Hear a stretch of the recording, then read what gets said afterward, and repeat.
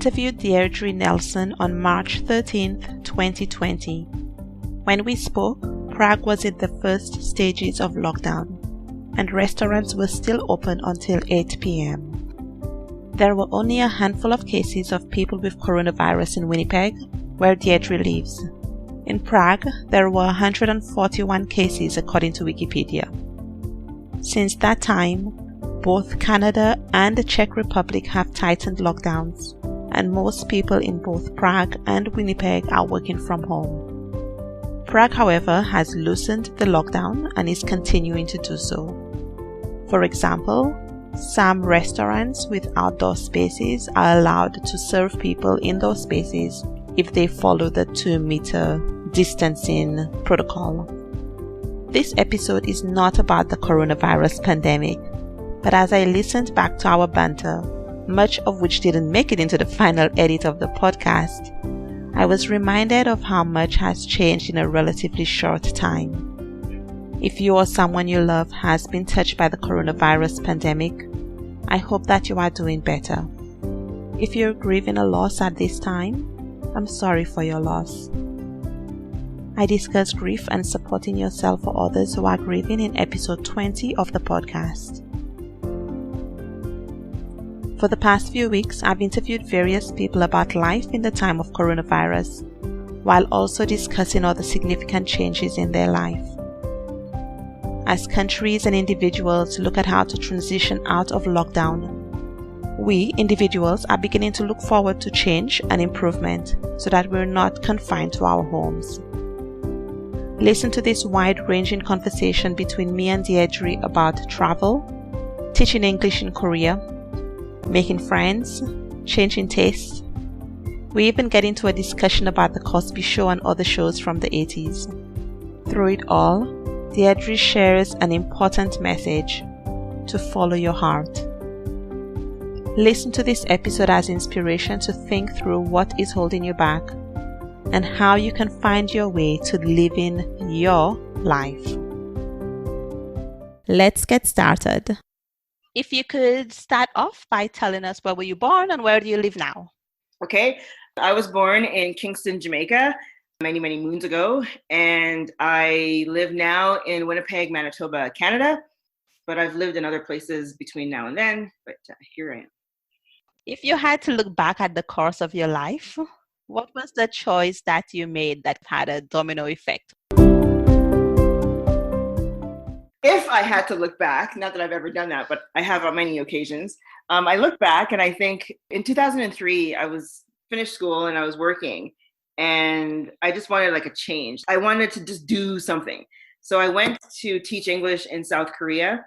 And I think that going there and living there, I was there for 5 years, and being there it changed my whole trajectory in life. I hadn't really thought about what I would do for my life and career and all that before that, but being there and everything after has definitely been something that I never thought I would be doing. What did you learn during that time living in South Korea? I learned about myself. I grew up in Ottawa, which is, perfectly reasonable middle-class town in Canada. Not a town, it's the capital city of the country. But it was very middle class, very comfortable, no hardships, no, great upheaval in life other than like maybe moving from Jamaica to Canada. But even that was still kind of middle class. Calgary is where we land. We went to Ottawa. So it was still very comfortable. So I thought to myself, I want some hardship. I wanted some hardship in life, and I'm Black. And I watched a lot of Spike Lee movies in the 90s, and all of the movies tend to have some conflict between Black Americans and Asian Americans. And I'm like, yeah, I'm going to get this hardship I'm looking for when I move to South Korea, because, there's Black people don't get along with Asian people. And I had all these misconceptions. That was the main reason I wanted to move to Korea. Life was too easy for me and too comfortable. And I thought going there in a different culture, different language, place I don't know very much about, being Black, it would be hard. It was a very comfortable life. It was a great life. It was definitely not what I thought it would be, with people like, having different kind of adverse reactions or having some kind of prejudice or racism or anything like that. I did not experience any of that at all. I'm not saying that other people might not have, but I certainly didn't. And my experience there really taught me how to make friends that I didn't think I would make. In Ottawa, my group of friends were Black. My social circle had Filipino, it had Muslim. It was all non-white people.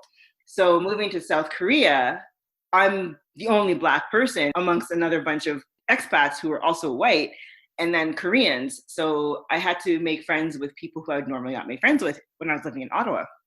So it opened up my whole world in terms of being socialized with groups of people that I would not have been socialized with had I not left my comfort zone in Ottawa.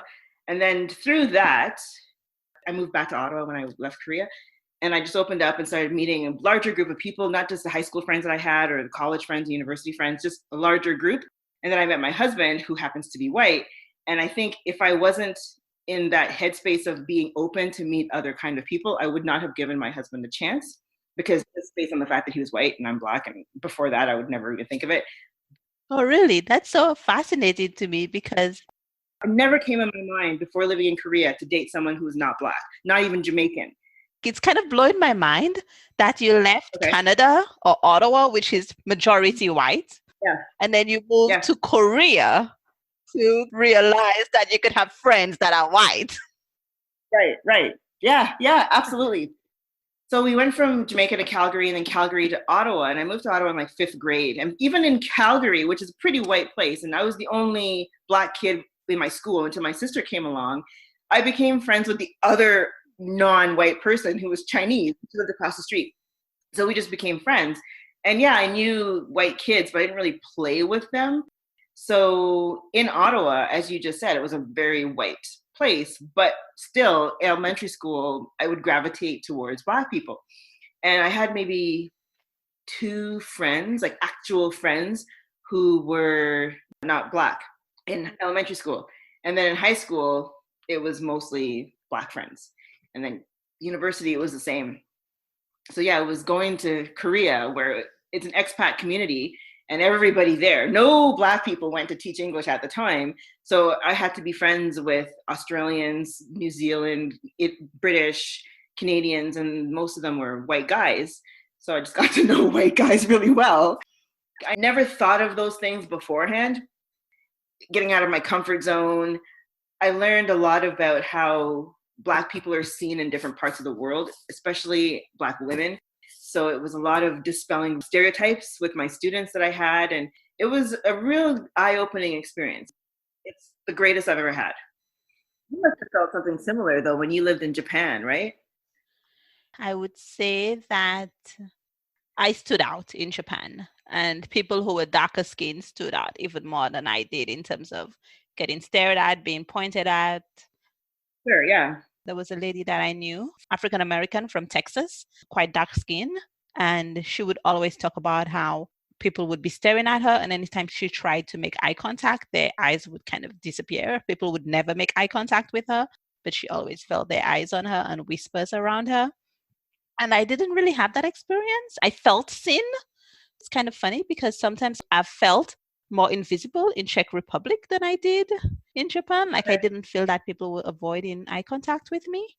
And I've kind of been experimenting with that and playing with that in Czech Republic as well to see, am I seen? I'm a darker skin tone than you. And I can tell you that in Korea, absolutely, I was stared at without, like, there's no question. And everyone automatically would just assume that I was either African or I was African American. And I've had people staring at me. People touch me all the time. There are quite a few incidences where I'm in the elevator and like people would touch my hand and like look away. Oh, really? We're the only 2 people in this elevator. Or I would go to the public bath a lot because it was quite comfortable and I liked it. It's like a sauna here.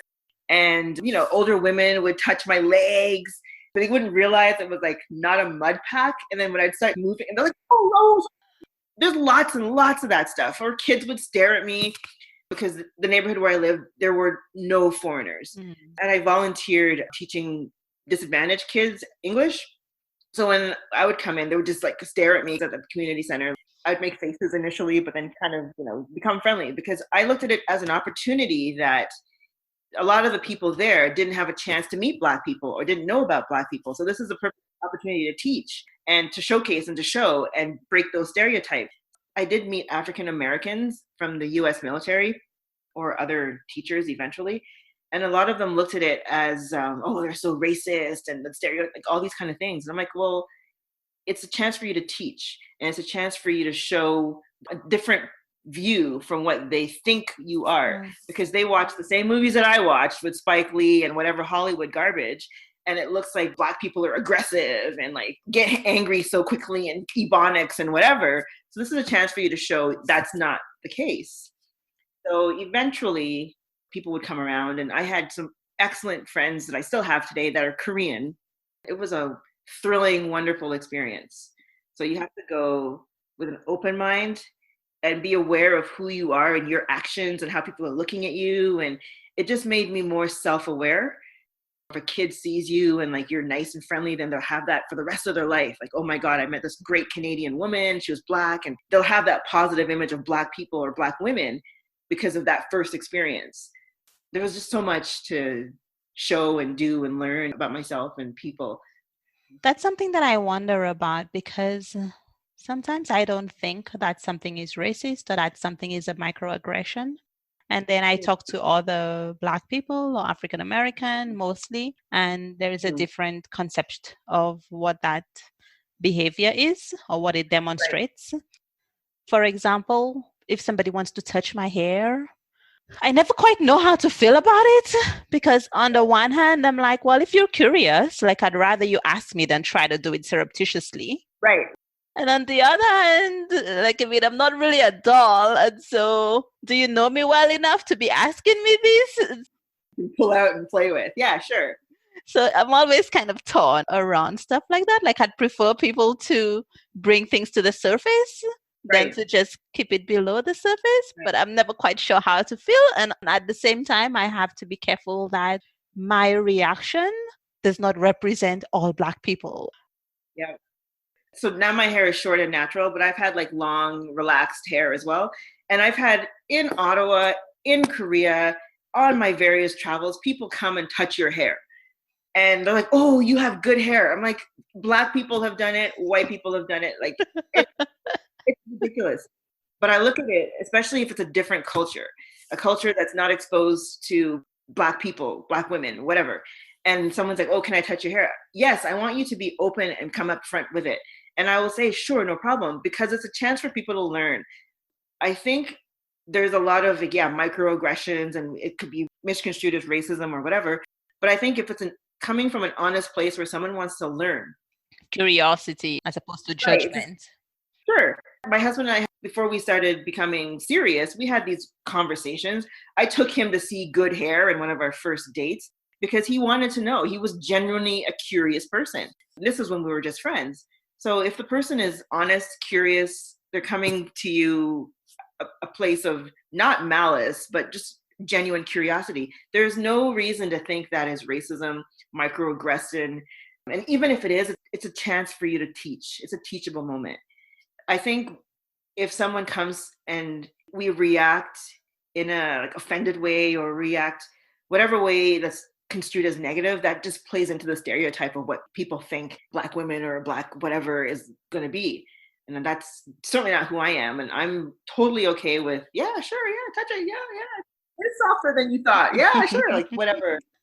I think having that idea of just approaching things a little bit more calmly also came from living overseas, because my family will tell you that before I left and who I am today are completely two different people. Because before it was like very, not aggressive, but just a lot more high strung or just less tolerant. Reactive. Now it's just like, yeah, whatever. Like, it's all good. Just much less stressed. And even my first couple of years, I had a colleague who I'm still friends with today. And he said like, wow, 0 to 60 in like 10 seconds. And then now he's like, you're not that person anymore. So I think just seeing life, seeing how it is on the other side, away from what we know, you just kind of open your eyes and relax. And so when you came back from South Korea after those 5 years, did you figure it out? Did you figure out the answers to all your questions during those 5 years? So before I left, I remember like way back in my elementary school days when I moved to Ottawa, I had a fifth grade teacher once tell me that this is like the first day of class. Like, I don't know if you had this experience, but when you're a new kid in school and you come to class and class has already started like 2 months into the term or whatever, and you're the new kid, they put you in front of the class and they make you introduce yourself. Yeah, it's the best experience, isn't it? So I remember Mrs. Paul in grade 5, she made me do that. I'll never forget this woman. And after I did whatever, I don't know, I have no clue what I said. She said to me, "You're going to be a teacher." And I'm like, yeah, whatever. So fast forward to grade, like at the time, OAC in high school. So grade 13. Grade 13. My English teacher, Mrs. Meggs, I was doing a project with another friend of mine. And Mrs. Meggs was like, "You're going to be a teacher." And I'm like, yeah, whatever. Move on. Then in university, I volunteered at I don't know what it's called. It used to be like the Canadian Museum for Civilization or something like that. All right, yeah. I can't remember, the name has changed, but the Civilization Museum, I volunteered there when I was in university teaching about First Nations culture. Who do I run into? My fifth grade teacher, Mrs. Paul. And she's like, I knew you were going to be a teacher. Da, da, da, da. I'm like, I'm not studying to be a teacher. I have no desire to be a teacher. Anywho, fast forward to now, I'm 44 years old. What am I doing? I'm a teacher. How did I realize that? Because I went to South Korea. After I got back, I was working in admin stuff at the university, and I just really missed being in the classroom. And I really missed, especially teaching English. I really enjoyed teaching English. So I went back to school, got my teaching stuff, and then became an ESL teacher. And here I am today. What do you know? So who do you teach? What age level? I teach college. I teach students who are going into their technical programs or university programs, and they just don't have that level of English to make it past the threshold that they need.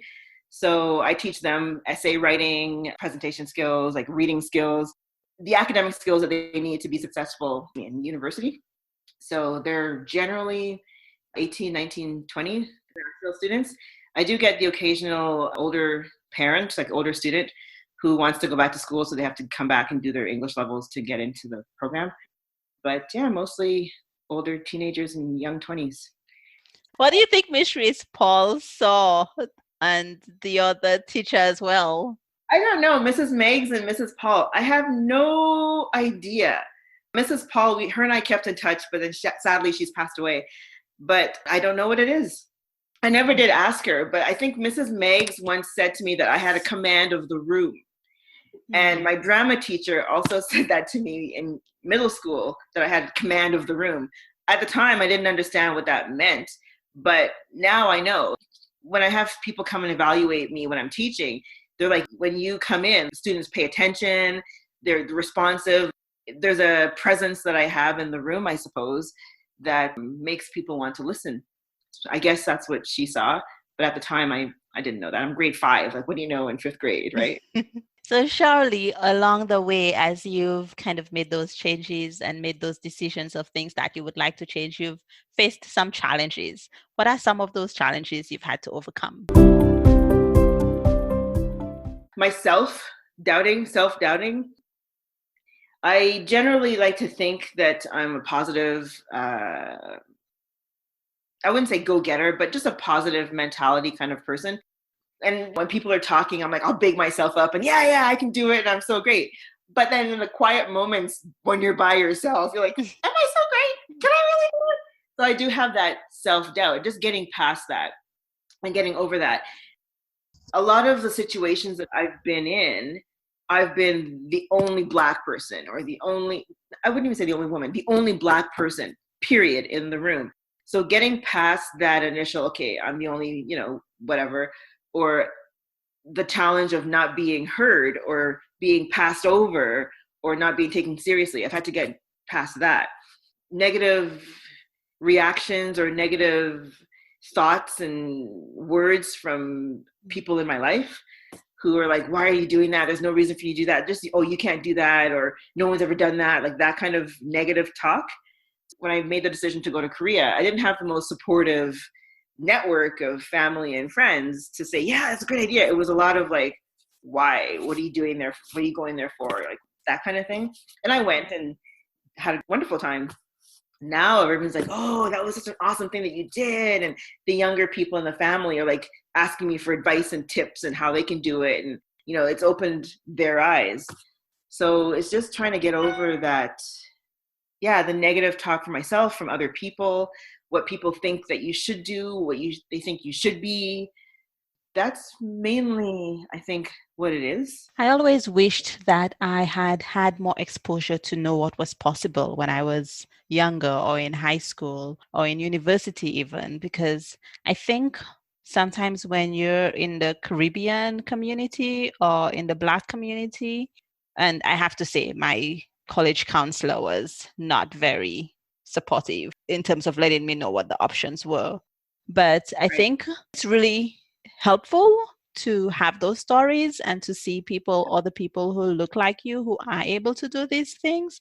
Absolutely. Sometimes you have no idea, because otherwise I would wonder, like, I'm meeting all these people who did a year away. How did they manage to do a year away? Like, my family is not rich. I can't just go and do a year away. But there are actually opportunities, but we don't know about them unless we see somebody else that looks like us. Right. I completely 100% agree with you. I have no kids and have no plans to have children, but I have a lot of my really close cousins who have children who are now getting ready to go on to university and who are in like those years that like they need to know what's out there. So my husband and my husband comes from a phenomenal family. His parents were little upper middle class white Canadians, but they exposed their children to like everything. They wanted their children to see and do everything. And my husband's a curious guy, so he was very into like learning whatever he could learn about whatever he could. And he's a big believer, and he strongly supports me in pushing the young kids that I have in my family, the teenagers and the young adults, telling them about what's out there. He's got access to things that they don't even know about and that I didn't know about. So he'll tell me, or he'll contact them or text message them, hey, you should check this out. Or like they'll come out to see us, and then we'll take them to places where they never thought they would have ever dreamed of going or seeing. Because I think you're right, it's exposure. It's not a matter, I think, of finances. I think it's just the exposure, knowing that there's other things out there that are not just geared towards like certain people. And my little cousins, I call them little, but they're like 19. And they're like 6 feet tall, but they always come to me and ask me, and what do you think about this? Even though their parents are my age group and they've seen what I've done, and they encourage me now, but with their kids, they're like, oh, I don't know, maybe you shouldn't do that. And I'm like, what are you talking about? So I had one cousin who had the opportunity to go to France with his high school, and his mom talked him out of it. And my husband and I were like, what is wrong with you? Like, we'll pay for it for you. Like, but his mom was too scared for him to go. And he was like supposed to be 6 at that age. He's like, no, I never did it. Da, da, da, da. We find that mind-boggling. So exposing the younger generation to anything that's possible. And it's not a matter of you aren't this, so you can't do that. It's just do it. It's an opportunity. Take it, run with it. You never know. Right. And that's where the whole idea of change also comes in, because sometimes it's very hard to see the opportunity for something that you haven't done yourself. Or I don't know if it's all Caribbean parents, but suddenly my Caribbean parents, there was a big worry about, oh, but is that safe? Or the influence other people will have on you, and a lot of negative expectation of outside influence, like a need for this close control. Right. It comes from fear, because they really do want the best for you. Right. But it's that tight grip that in some ways restrains your opportunity. Right. I think it's fear of the unknown. My parents were the same. It's a lot of, I don't know that. So because I don't know that, I don't want you to be exposed to that, because something bad might happen. It might be unsafe. Right. Right. But I'm like, oh, I don't know. I want to know. Show me. In my teenage years, there was a lot of butting heads with my mom, because I was like, ooh, what's over there? And I always wanted to go and see and look. And it was like, well, I don't know about that, so you're not going to see, touch, and look. And it was a lot of, well, I'm doing it anyway, because that's just who I am. where did you get that spirit, that fire, that whatever is necessary to be able to overcome those strongholds that can happen? I honestly don't know where I got it, but I think it's just the fact that I wanted to rebel against my mom. The holding you back makes you want to do it much more, possibly. So it could be that, I'm not sure. As I'm older now and I live by myself, my husband and I live, we don't have the control of our parents. I don't think I'm as free-spirited maybe as I was younger. However, like on any given day, I'm home. Like I'm gonna be home. Like I'm not gonna go out and explore the city of Winnipeg. I'm home. But when we do travel, and we travel quite a bit, when we do travel, there's sometimes I just want to stay in the local area or whatever. Just I'm too tired or whatever. And then my husband, he's a very adventurous and curious guy. So he's like, oh, I want to go see whatever. And I'm like, oh, I don't feel like doing that. And he'll say, okay, no problem. I'm like, no, you're supposed to say, we're going to go do it. You're going to have the opportunity to do it again. You know, we're in Barcelona. You want to see whatever? Let's go. Okay, you don't want to do it. That's fine. So now when we travel, and I'm like, oh, I don't want to do it. He's like, too bad, we're going. And I'm so happy for that because you never know when you're going to get that opportunity again. And take it when you have it. I'm trying to get back to that as I get older to, get that joie de vivre, as they say. It sounds like your husband is the one that motivates you with that. We motivate each other in different ways. We're planning an African trip in a couple of years, and that's all it's all me because I'm curious, I want to go. Most of our trips and the travels outside of the country is me. Okay. Outside the country, it's pretty much him. So you were into the big trips, the big planning. Yeah. Because I'm curious about what's out there. Because as you said, growing up, we didn't have that push to go see and do. So I'm really curious to see and do now. He was pushed to go see and do. So he's done a bit of it by himself. I've done traveling on my own, but mainly when I lived in Asia. So I've been around Asia. But now I'm like, okay, I want to go further afield and see what's out there and maybe bring, one of the little cousins along with us if we can. Where are you planning to go in Africa? Well, I have the Africa map right behind me by just sheer coincidence.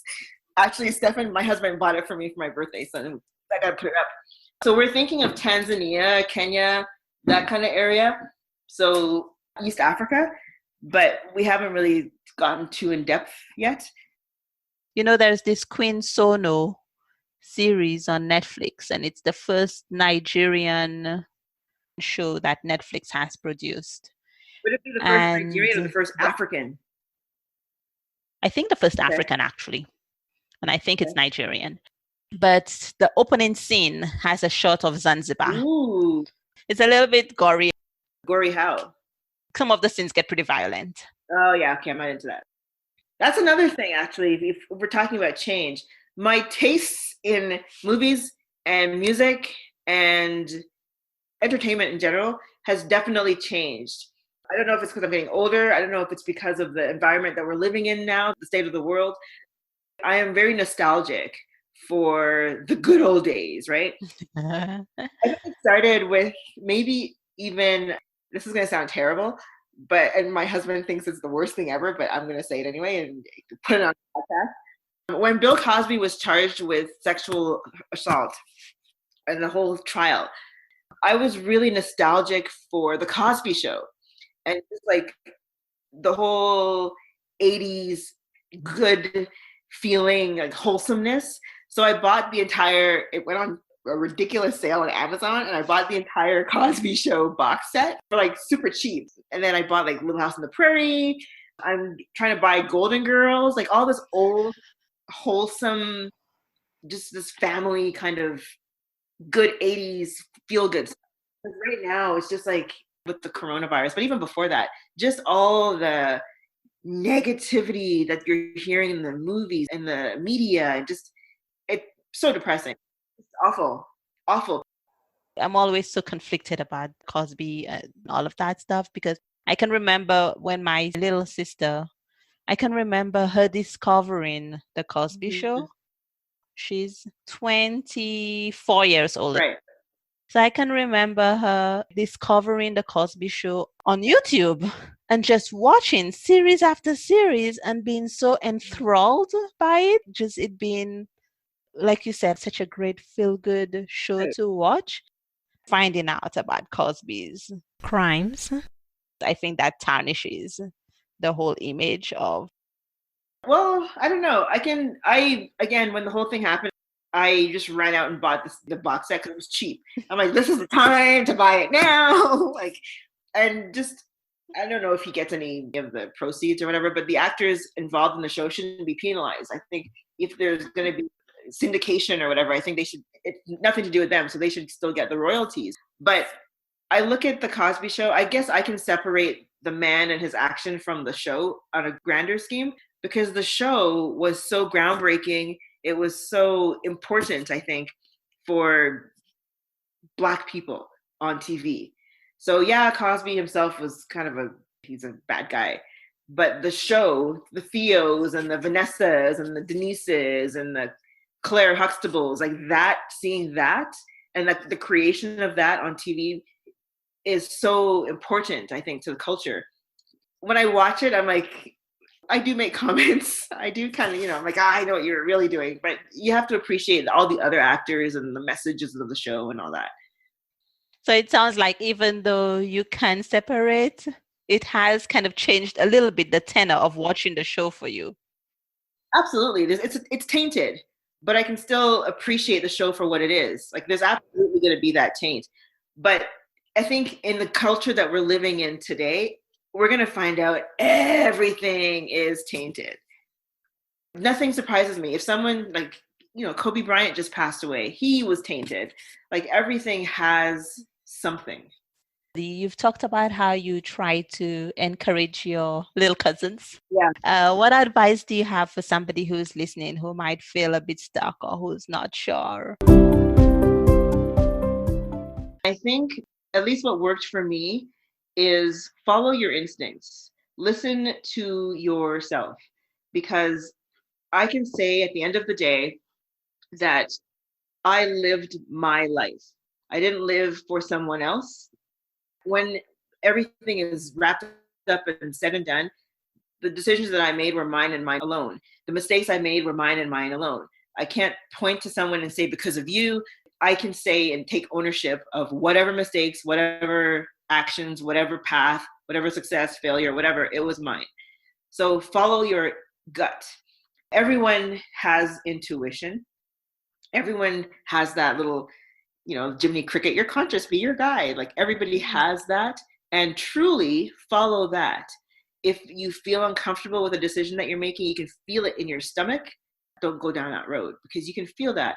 But if you're feeling joy about one other path, even if people are like, this is not the path for you, this is not what you should do, but you feel something drawing you that way, follow it, because you never know where that could lead you. And it could lead you to great success or lead you to failure. You learn from it and you move on. Were you always able to hear that? Because I think sometimes there can be so much noise from family expectation, from cultural expectation, that it can be difficult to hear that. Yeah. Did you ever struggle with that? I have. Absolutely. 100% yes. And the times that I have second guessed, not so much now that I'm kind of living on my own and older adult, but when I was younger, in my 20s, even making that decision to come back from Korea to Canada, or even go to Korea in the first place, or even the university that I chose, there was lots of outside chatter and self-doubt. And then the times that I listened to the outside chatter, let me tell you, I've not been pleased with those kind of decisions, because I always knew, but I listened to someone else. Even my wedding dress, something as simple as that. I wanted to get a red wedding dress. And the amount of like, what are you talking about? I can't believe red. Who wears all of it? And so what did I do? I went and bought a white wedding dress. What did I wear at my wedding? My red wedding dress. Oh, really? Because I didn't feel it. It just wasn't, I didn't want a white dress. It wasn't me. Even my husband's like, what are you doing? You're a person who wears color. I'm like, yeah, but like, this is what you do for weddings. And like, this is the wedding dress and it's gotta be white. And he's like, but you don't wear white. I'm like, yeah, and sure enough, like maybe the week before I went and ordered one online from J. Crew, one that I liked, and that's what I wore. And some people were not pleased because they expected the white one that I showed them that they saw, not the red one that I suddenly walked out in. There is noise. There is a lot of noise. And I learned from my mistakes of following that noise, following those other people. Then I made a decision that I couldn't live with. It wasn't a bad decision, but it just rested on my heart. Do you have any book recommendations? In terms of change or like following your life path, not really, because that's not really the kind of book that I read. I have read on several occasions The Alchemist by Paulo Coelho. So I have read that. So that could be a recommendation. I like The Count of Monte Cristo. It's about change, but in a different kind of way. I'm actually reading that again right now, like the actual proper full-sized book, which is like 1,500 pages. But yeah, most of the books that I read are like female reproduction and like dermatology books. So I can recommend those. You mentioned you like cooking books. So I'm going to actually recommend a book. And it's not actually a cooking book, but it's a book about a chef. And it's called Notes from a Young Black Chef. I've heard about this book. It's a memoir. And there are some recipes in there. But he also talks about his journey as a young Black man growing up and catering and then working as a chef in New York and in the ocean, like in the middle of the ocean. Who's the chef? Do you remember? His name is Kwame Onuachi. Yeah. Do you ever listen to the podcast, The Sporkful? No, I'm not familiar with it. Yeah, it's a podcast about food. And I'm pretty sure he was on it like in the last few months. Make any of the recipes? A lot of it is meaty and there's like something that involves some okra or something, another thing I do not eat. So not really my style of cuisine. I think I have 2 recipes that I screenshot from the book. There's a seafood dish that I want to make and something else I don't remember. Probably something that involves some flour because it's like my favorite food. Are you active on social media? Is there any way people can connect with you? I'm not really active that much. I try not to be. I have Instagram, but I don't use it to be followed. I use it to follow other people. So, and I have Facebook. I rather not because I'm trying to get back into the old ways of like, actually communicating with people. So the answer is no. Definitely no Twitter or TikTok, Snapchat, none of that stuff. Okay, so if somebody wants to leave a message for Deirdre or get in touch, then they have to leave a note on the show notes page and I will pass on your message to her. Pretty much. As we finish up, is there anything that I've missed or anything that's on your heart that you would like to share? I just really want to say that I think it's fantastic that you're doing this podcast. And I think it's great. And thank you for reaching out. I really believe that people should just follow their instincts. Truly follow what's in your heart. Do what's in your heart and try not to get the negative in your brain and dissuade you. That's about it. Okay, great. Thank you. Thank you. I hope that you enjoyed listening to this episode. Please go to changesbigandsmall.com to connect with me. You can find all the past episodes there as well and subscribe to automatically receive new episodes every week. I've received quite a few submissions to be on the podcast and I'm working through them. If you've applied, I'll be getting back to you soon. Please share this episode with a friend or family member that you think might benefit. And for access to more resources and support from a community focused on change and progress, join the Changes Big and Small Facebook community. I am sending you best wishes for good health and happiness. Have a great week.